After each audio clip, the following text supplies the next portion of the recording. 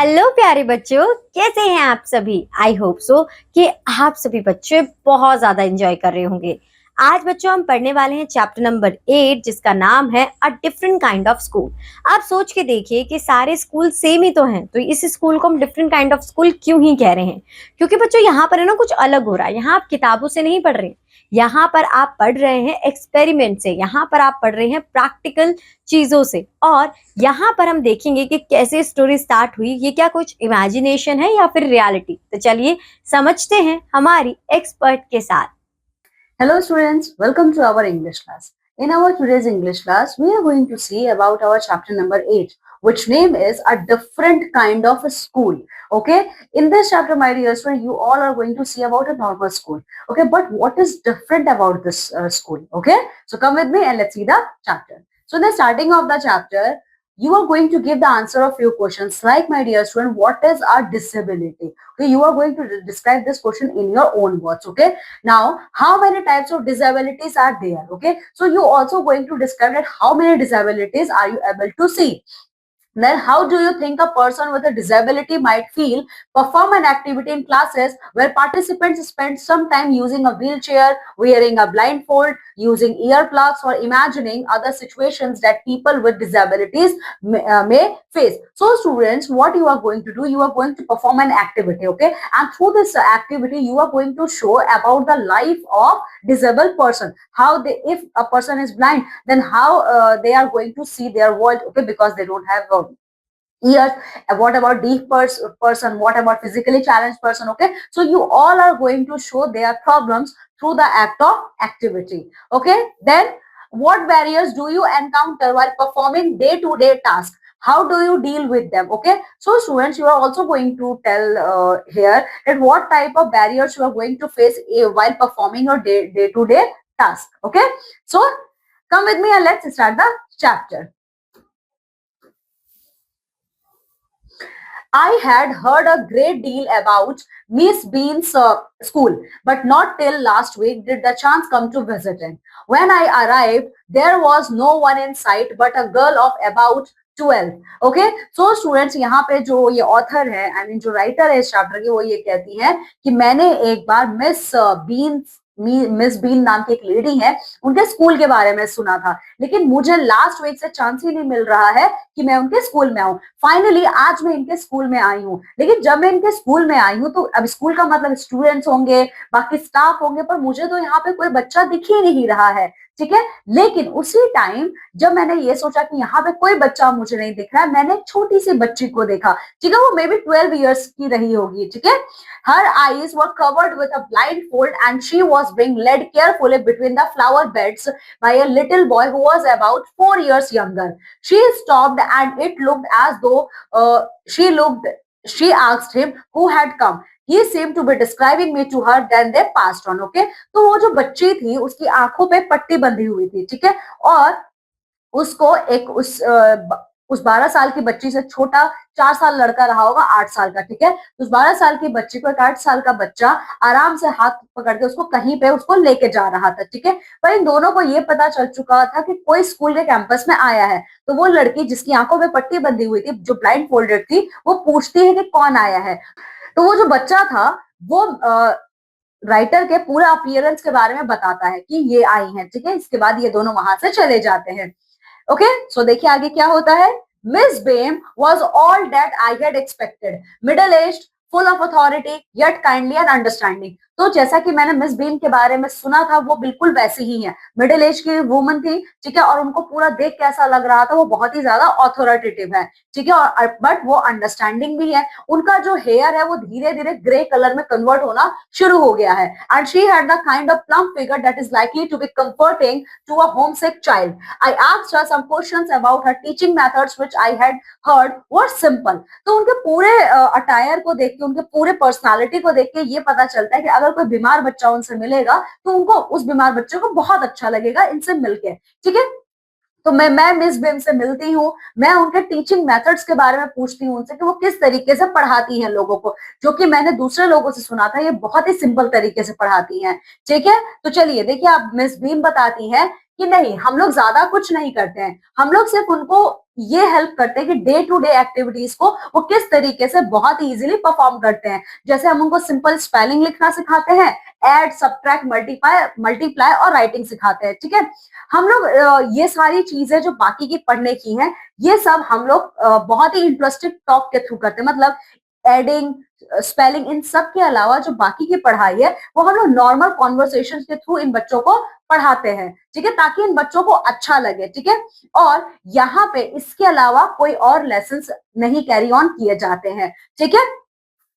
Okay, सो अब आगे miss beam कहती है कि इस स्कूल का जो मेन एम है, ठीक है, इस स्कूल का, मेरे स्कूल का जो मेन एम है वो बच्चों को पढ़ाना ऐसे नहीं है कि आपने उनको बस किताबी ज्ञान दे दिया, नहीं, हम उनको ऐसे पढ़ाना चाहते हैं ताकि बच्चे खुद भी सोचें कि वो क्या पढ़ रहे हैं, ठीक है। साथ ही साथ वो दूसरों के लिए हमेशा हेल्पिंग हैंड का काम करें, ठीक है, और वो एक रेस्पॉन्सिबल सिटीजन बन जाए। आप जरा विंडो के बाहर देखिए, ठीक है, कुछ देर के लिए। ओके, तो देखिए ये जो राइटर है वो कुछ देर के लिए बाहर देखती हैं, ठीक है। I went to the window which overlooked a large garden and playing ground at the back. What do you see? Miss Beam asked. तो जब ये ऑथर जो कह रही है कि मैंने जब विंडो के बाहर देखा तो बड़ा सा गार्डन और प्लेग्राउंड मुझे दिखता है, तो मिस बीम मेरे से पूछती है कि क्या दिखा आपको वहां पे, ठीक है।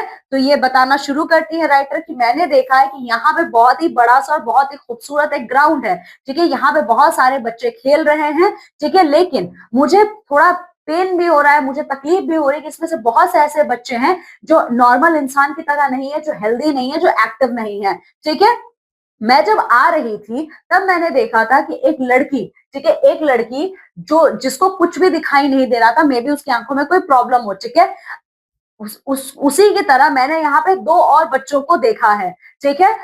ओके, तो अब मुझे बहुत बुरा लग रहा है कि वो बच्ची बैठी हुई है पर बाकी सारे बच्चे खेल रहे हैं, ठीक है। तो राइटर की ये बात सुन के जो मिस बीम है वो हंसना शुरू कर देती हैं, ठीक है। वो कहती हैं कि अरे नहीं, सच में वो लोग फिजिकली चैलेंज्ड नहीं है या ब्लाइंड या डीफ नहीं है, ठीक है। ये आज उनका लेम डे है, लेम डे के आज उनके स्कूल में लेम डे, आज मेरे स्कूल में लेम डे है, इसीलिए उन लोगों ने ये सब कुछ चीजें की हैं। मतलब कोई ब्लाइंड होने के लिए ब्लाइंड फोल्ड बांध के बैठा है अपनी आंखों पे, ठीक है, तो कोई किसी भी तरीके से खुद को फिजिकली चैलेंज शो कर रहा है, ठीक है। ओके, और साथ ही साथ it is only their blind day, ठीक है। तो लेम डे के साथ साथ आज का ब्लाइंड डे भी है, कुछ स्टूडेंट्स के लिए ब्लाइंड डे है तो कुछ स्टूडेंट्स के लिए लेम डे है, ठीक है। तो अब ये सारी बातें मिस बीम के सुनने के बाद तो जो ये ऑथर है बहुत ही ज्यादा सरप्राइज हो जाती हैं, ठीक है, और वो फिर हंसने लगती हैं, ठीक है। तो यहाँ पे मिस बीन कहती है कि बहुत ही इंपॉर्टेंट पार्ट है हमारे एजुकेशनल सिस्टम का, मेरे स्कूल का, ठीक है। हम अपने बच्चों को ये समझाने की कोशिश करते हैं, देखिए पढ़ाओगे तो पढ़ के बच्चे सुनेंगे फिर भूल जाएंगे, लेकिन जब आप उनसे ये प्रैक्टिकल चीजें करवाते हो वो हमेशा इस चीज को याद रखते हैं, ठीक है। तो मेरे स्कूल का ये सबसे ज्यादा प्राइम मोटिव है कि हम अपने बच्चों को समझाएं कि बदकिस्मती या मिसफॉर्चून किसे कहा जाता है, ठीक है। इसीलिए हमारे हर टर्म में, चाहे फर्स्ट टर्म हो चाहे सेकेंड टर्म हो, हमारे हर टर्म में हर बच्चे को एक दिन ब्लाइंड फोल्ड डे, एक दिन लेम डे, एक दिन डेफ डे, इंजर्ड डे और अदर डम डे, इसके अंडर में परफॉर्म करना होता है। ब्लाइंड डे है तो सब लोग अपनी आंखों में पट्टी बांधेंगे, ठीक है। लेम डे है तो सब अपने पैर, किसी एक पैर को मोड़ के चलेंगे, ठीक है। इंजर्ड डे है तो कोई कहीं से कुछ करके आएगा, ठीक है, ओके। और डम डे है, ठीक है। तो इस तरीके से क्या होता है, हम लोग उनको ये समझाते हैं कि आपको ऐसे लोगों का मजाक नहीं बनाना है, ठीक है, क्योंकि जब आप खुद वो चीज प्रैक्टिकल करोगे तो ही आप उनके पेन को समझ पाओगे, ठीक है।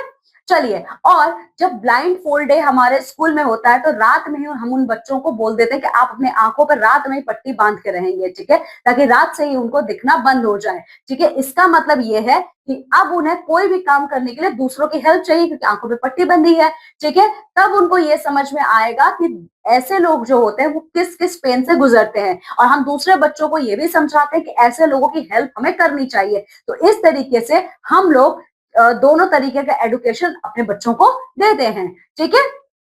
सो मिस बीन आगे बोलना शुरू करती हैं कि इसमें कोई कहते हो ना कि इसमें कोई बहुत ज्यादा माइजरी वाली बात नहीं है, ठीक है। तो ऑथर कहती है कि सारे लोग बहुत अच्छे हैं, ठीक है, और इस गेम के थ्रू सबको अपनी अपनी सारी चीजें समझ में आती हैं, ठीक है। तो मिस बीन फिर कहती है कि जैसे ही आज का दिन खत्म होगा, ठीक है, जैसे ही आज का दिन खत्म होगा तो जो बच्चे ब्लाइंड फोल्ड डे के तहत ब्लाइंड फोल्ड होने का कर रहे हैं, आज एक्ट कर रहे हैं, ठीक है, उनको तब समझ में आएगा कि जिसके पास आंख ना हो उसको क्या प्रॉब्लम होती है, ठीक है। Okay, so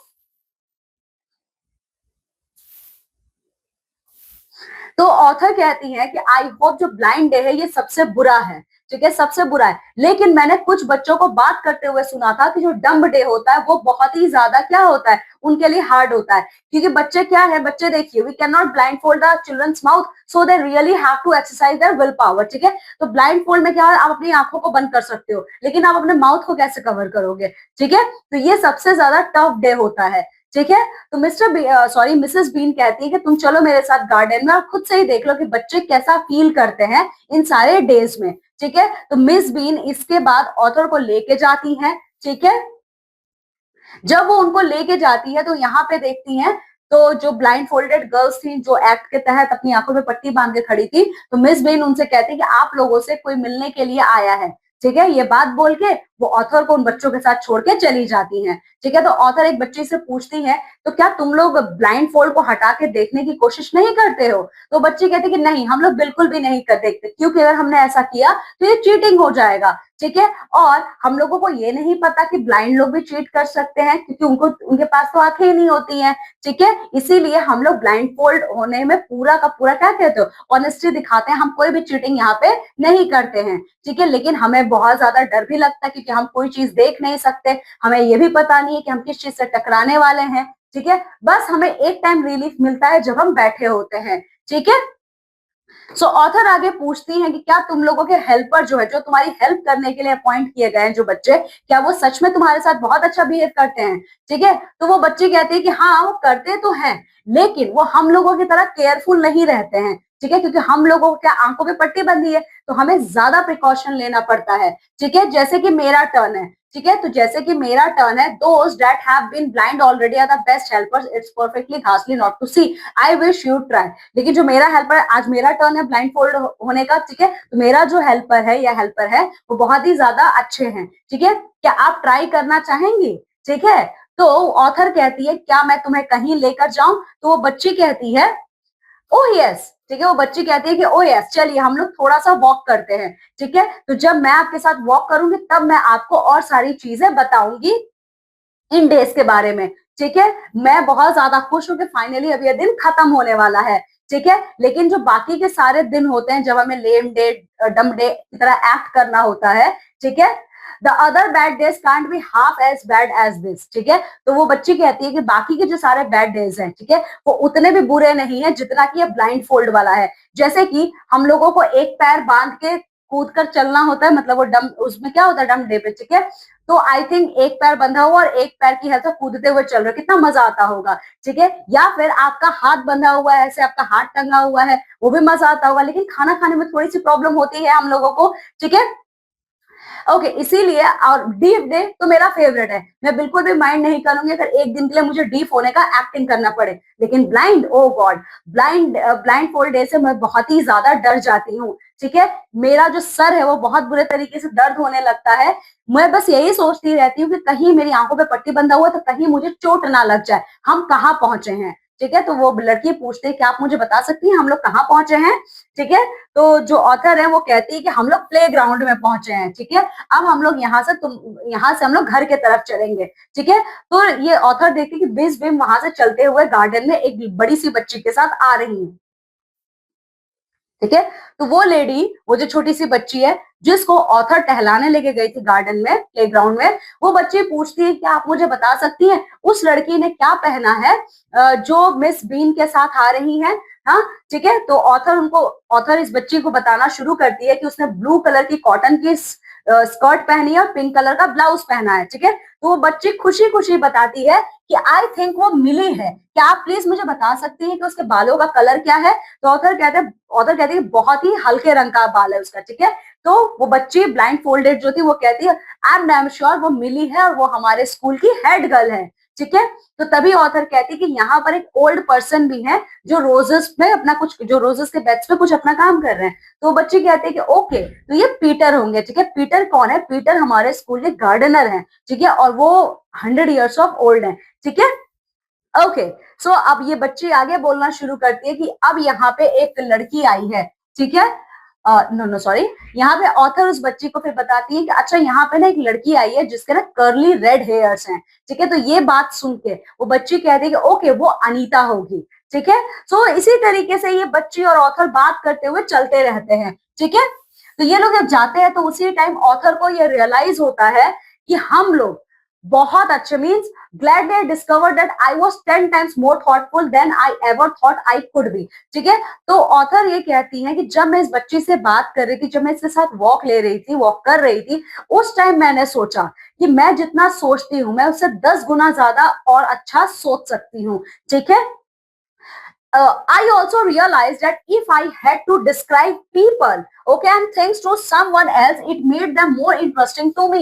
When I finally had to leave, I told Miss Bean that I was very sorry to go. ठीक है। So ये ऑथर आगे कहती है कि मुझे तब रियलाइज होता है कि अगर मुझसे कोई ये कहता है कि आप किसी पीपल को, किसी थिंग के बारे में आप अच्छे से डिस्क्राइब कीजिए, तो मे बी मैं अपनी आंखों पे पट्टी बांध के उनके बारे में और अच्छे से डिस्क्राइब करके बता सकती हूँ, ठीक है। तो फाइनली अब मेरे जाने का टाइम हो जाता है, तो मैं जब जाने वाली होती हूँ तो मैं मिस बिन से कहती हूँ I am really very sorry miss Bean कि फाइनली अब मुझे यहाँ से जाना है, ठीक है। सो मिस बिन कहती है she replied that there is something in my system after all, okay. So miss Bean कहती है ओके तो आप जा रहे हो, इसका मतलब मेरे सिस्टम में जरूर कोई ऐसी बात है।